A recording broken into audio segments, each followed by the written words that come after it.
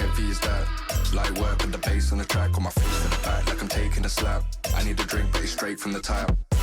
And I'm hating the slack, couple man slide around. What's good, YouTube? It's your boy TSG, that soccer guy, and welcome back to a Premier League match review for Chelsea 1, Brighton 1. In this video, I'm going to be giving you my player ratings as well as my man of the match.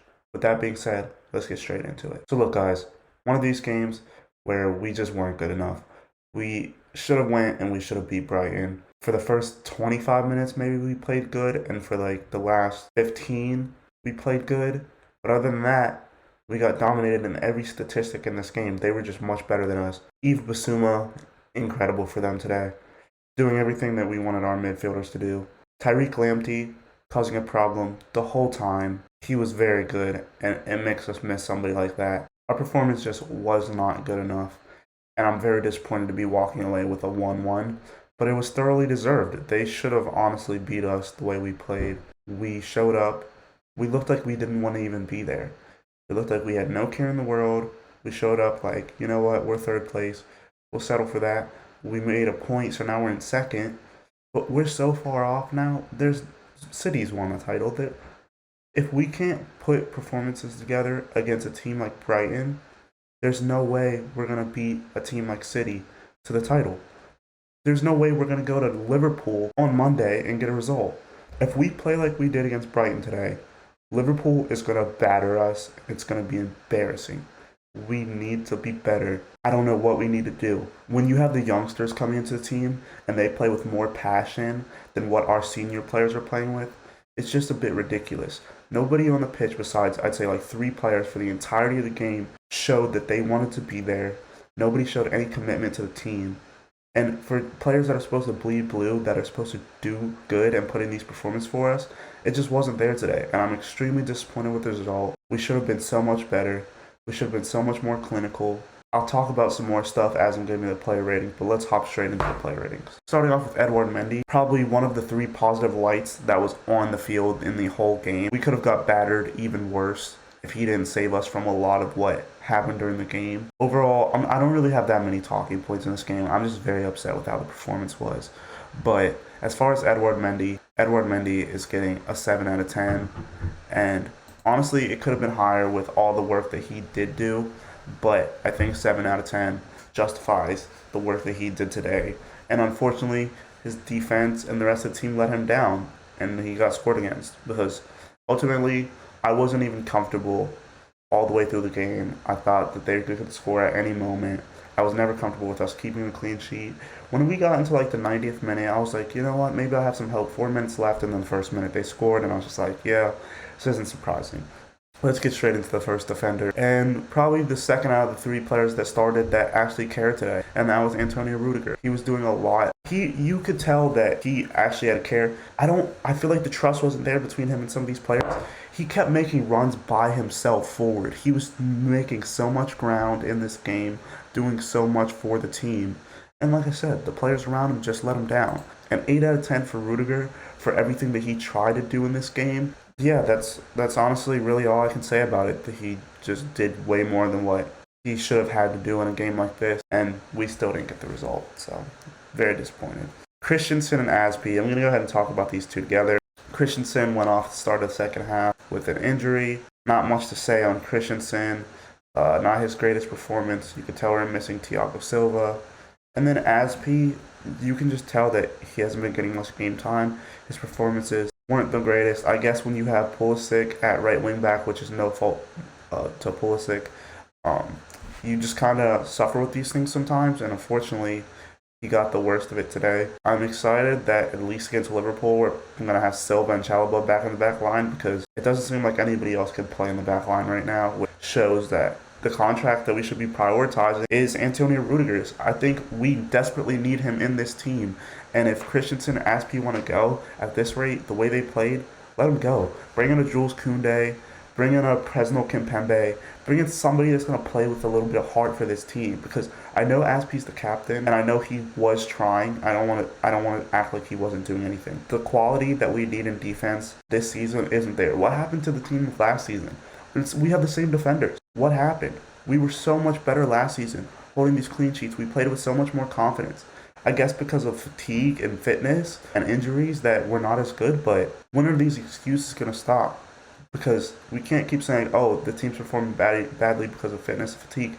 I get that, but that's a built-in excuse. We've got to be better than that. We still got to come and show that we're willing to play on the days that we don't have players to do it, that we don't have players that should be playing, but some players have to step up. Look at Angola Kante, look at some of these other players that have been stepping up. But 6 out of 10 for both of these guys, and I'm just not really surprised about it. As far as Reece James, I'm not even going to go ahead and give Reece a rating. He got injured, he came off. If Reece is injured, honestly, like, we're done. Because that means we're going to have to bring in both wing backs in January. We're going to have to sign a right wing and a left wing. We don't have a backup right wing. And I don't trust Aspie to play in that position like Reece does. Two of our best players throughout the season combining together really made this team better, and now they both might possibly be out. I don't know how bad it actually was for Reece. I got to do a little bit more research on that, but if it's a bad injury, we're screwed. We're so far gone at that point. If Reece is gone, we're already suffering without Chilwell, but if Reece is gone as well, it's over for us. I'm not giving a rating for Reece. It's not fair on him. As far as Jorginho and Kovacic, I'm rating them both together. Very poor. Very poor from both of them. They couldn't string a pass together. Like, I don't know what was going on, but our midfield couldn't keep the ball. We couldn't string a pass together. Basuma was tearing them apart the whole game. I don't know if Basuma is somebody that we've been looking at, maybe signing, but if Basuma plays like that, that's somebody that we need to sign. Basuma played very good. And overall, I would take Basuma over Kovacic and Jorginho, especially how they played today. They needed Kante off the bench to save them. And that's just ridiculous. So 6 out of 10 for both of those guys as well. And then Pulisic, I'm not going to really talk much about Pulisic. Pulisic's getting a 6 out of 10 as well. No fault to his own. He's been asked to play out of position pretty much the entire season. And this is part of where being a very versatile player kind of sucks, because he can play in all these different positions and he doesn't want to play in any of them besides left wing. And he's forced to do a job he doesn't want to do. And unfortunately, he's had to pay the prices, and his performances haven't been that great because of it. 6 out of 10. Now, Callum Hudson-Odoi. First of all, Callum Hudson-Odoi, when you're one-on-one, well, sorry, not even one-on-one, two-on-one with the goalkeeper, why would you try to pass? That right there shows a lack in confidence in yourself, and you're trying to give it to Mason Mount to do. I understand that why you would try to pass to Mason Mount. He's been playing with a ton of confidence lately. He's been putting the goals away. But when you're that close, you have to take the shot. If you miss, that's better than trying to make a crappy pass and getting it stolen, and then we have nothing to show for the counterattack we just made. Overall, I thought Callum Hudson-Odoi was all right in this game, but there's a couple points in the game where he did stuff like that I was just surprised that he was still on so late in the game. I think if it wasn't for 2 injuries that we had, we would have made a sub and got Callum Hudson-Odoi off earlier. I was praising him after last game. I was saying that this is what we need in the team.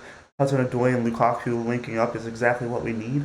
He wasn't doing that in this game, and like I said, just disappointed. 6 out of 10, and the same thing for Mason Mount. I'd say Mason Mount played better than Hudson-Odoi, but again, we're just not clinical enough, and we need our forwards to be clinical. I don't know what else we could do. I know we're talking about bringing Chiesa in the summer transfer window. Maybe that's what we need. Maybe we need somebody that's more clinical, somebody that's not afraid to shoot, because apparently, like, our forwards right now are afraid to shoot. So 6 out of 10 for Mason Mount as well. And then I'm getting to like the last starting player that was actually positive, and I'd say probably the man of the match. Overall, Lukaku was trying to do a lot by himself. He was taking on like three players at a time on Brighton, and he was muscling them all off the ball. He was doing everything by himself. He didn't really have a choice. Overall, he did very good in this game. He's getting an 8 out of 10 from me.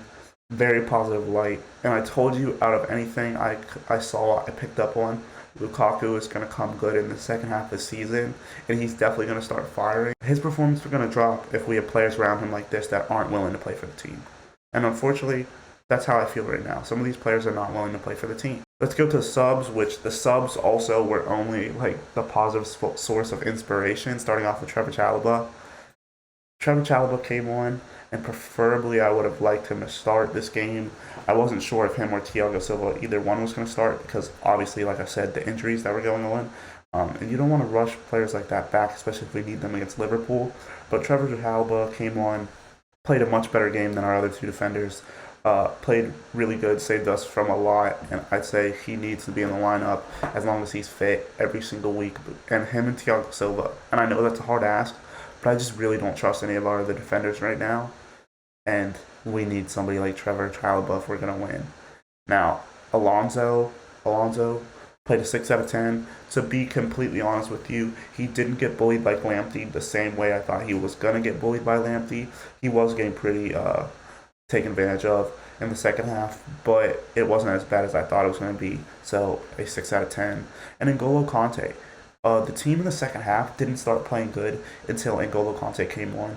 He kind of changed how the midfield was playing, like actually doing some work in the midfield. And I think he was trying to be a positive light of inspiration. But when you have an injured player coming off the bench to provide your inspiration for you, that shows how little you care. And unfortunately, we still couldn't get the job done, even with the players that did come on, even with the players that did actually care today. A 7 out of 10 for N'Golo Kante. Like I said, just disappointed with the result. We're going to get battered by Liverpool if we go in and play like that. I'm hoping that the next couple of days we have off will allow us to get some more players back in training. I would say I wish the players a Happy New Year, but look what they did after Christmas, how they played. We need to be more clinical if we're going to get anything out of the Liverpool game, because if we lose against Liverpool, it's over for us, and we just need to kind of shift our focus to the Club World Cup and the Champions League. I still think those are two competitions we can win. Second place, I guess I'd settle for. At the beginning, I really thought we had the players to win, but I guess not. If you guys enjoyed the video, feel free to like, comment, subscribe. Sorry I was so down on this one. I'm just very disappointed in the team right now. But with all that being said, it's been your boy TSG, that soccer guy, signing out. How heavy is that? Light work with the bass on the track, on my face to the back like I'm taking a slap. I need a drink, but it's straight from the tap. And I'm hating the slack up on my